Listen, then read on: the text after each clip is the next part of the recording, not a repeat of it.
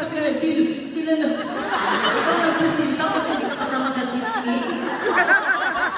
Yung kaibigan mo na kaya mo, igibig tayo, tapos nung bayaran namin. Tapos sa may exit.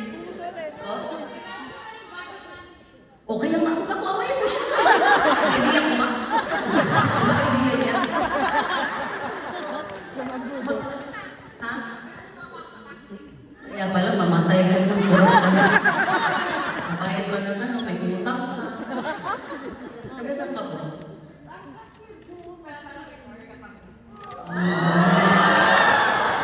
Diba? Pag mga Bisaya pa naman. Yes!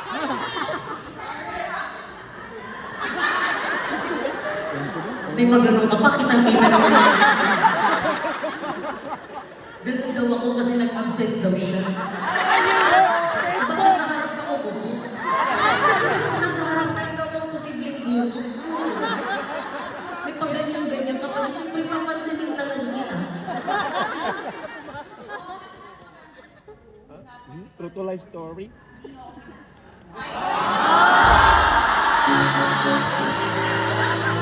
Ano, Jay, ano sabi mo? Kasalanan mo. Kapag ganun yung camera mo, kasalanan mo ba?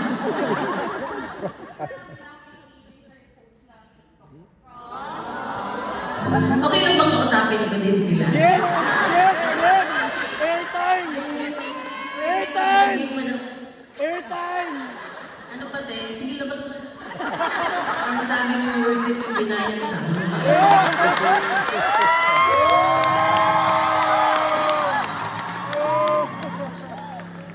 Salamat. Malayo yung Victoria. Land trip ba to? Lipad? Water! Ferry? Yes! Gano'n ka tagal? 4 hours! 2 hours na ferry. Traffic! Pwede naman na. Kalaban mo talaga ito sa mga. Pwede naman i-fly. Sa madami nagsuggest naman. Mama, ano kung bubog niyo sa kanya? Sabi niya, pwede naman i-fly. Ha? Ma'am, okay lang daw. Face to face, ako ang mimediate sa inyong dalawa. Hindi na lang kayo mag-usap sa labas. At mag-show lang kami dito. Okay lang. Okay. Ha? Chamami. Chamami. Ay, hindi kasi si Chamami ngayon. Meron siyang backbone.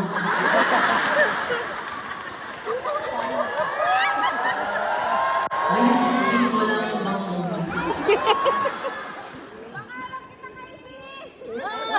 Ano daw, ikakakay din po kayo. Ma'am, paglabas niyo dito, alam niyo, huwag niyo nahintayin yung palagi mo muna na kayo lumabas. For your safety and privacy. Kaya nga, ito kasi kawalin niyo. Agree! Airtime! Airtime! Ha? Airtime! Post ko. Ah! Next! Next! Sabi niyo, ganun kasi airtime. Hindi, okay. Nakipag-chika lang po, nakipag-banding si TJ, narinig ko kanina chumika-chika din sa inyo. Nakakatawa mo yung sinabi ko. Chumika din sa inyo. Parang ako sinabi nakakatawa. Wait. And, uy, may ubo. Bakso! May sabit! May sabit! Sabay-sabay ko niyo po. Dahil talaga sa pandemic, no, may marinig ka lang naman.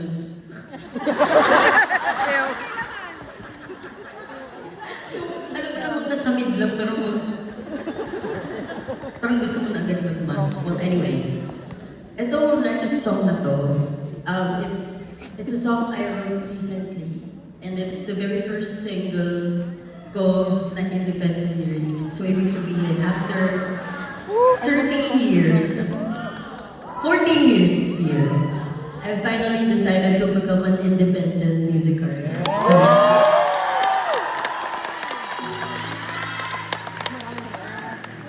thank you naman.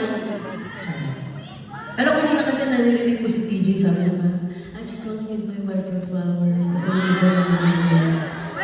Wala naman. Sabi ko nga kayo huwag na lang flowers, bag na lang. Buti pa kaibigan ko yung flowers. May naiwan isa. Parang sa akin nga din ibabawas. Well, anyway, sabi niya kanina, I just wanna give my wife her flowers because she's very supportive. Siya yung unang naniwala. Actually, ako nagsulat nun. So, I'm gonna give my wife her. Ako pala nagsabi sa kanya. Kasi daw ako daw yung unang naniwala, nag-encourage sa kanya. Uy, at saka hindi ko kinakahiya yun. Siyempre, hambal-hambal ko, uy, wala to. Sure lang yan.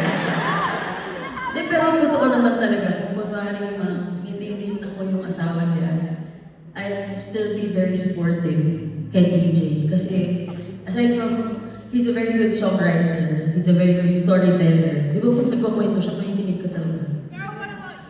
Parang pinagdadaanan mo talaga yung pinagdadaanan na sinasabi niya. Ito talaga. Marshall, tutak mo nga mo. Yes! Yes! Talaga yun. Sobrang, ano din siya, sobrang mapait na tao.